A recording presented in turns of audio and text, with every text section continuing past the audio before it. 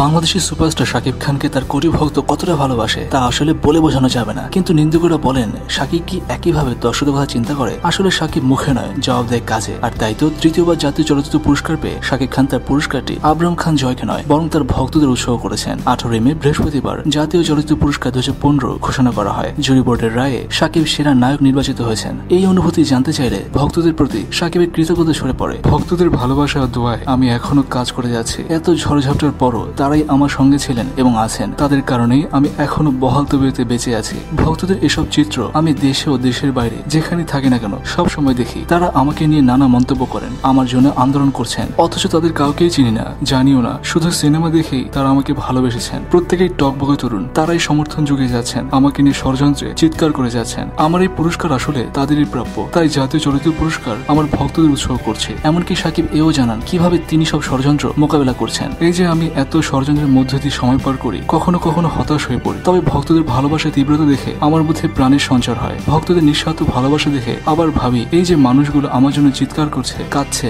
দোয়া করছে, অন্ততপক্ষে তাদের জন্য হলেও আমার কাজ করে যেতে হবে। দর্শক শাকিব খানের অনেক নিন্দুকরাই বলেন শাকিব খান তার ভক্তদের পাত্তা দেন না। আসলে প্রকৃত ভালোবাসা বলকে করতে হয় না, আচরণই বোঝা যায়। আর শাকিব তাই প্রমাণ করলেন। দর্শক শাকিব তো জানালেন তিনি তার ভক্তদের কতটা ভালোবাসেন। এবার আপনাদের পালা, জানান আপনি শাকিবকে কতটা ভালোবাসেন। আর বরাবরের মতন শাকিব খানকে নিয়ে কোনো মিথ্যা বা ভিত্তিহীন খবরের জন্য নয়, শুধুমাত্র অথেন্টিক খবর জানার জন্য সাবস্ক্রাইব করুন খবর টিভিকে।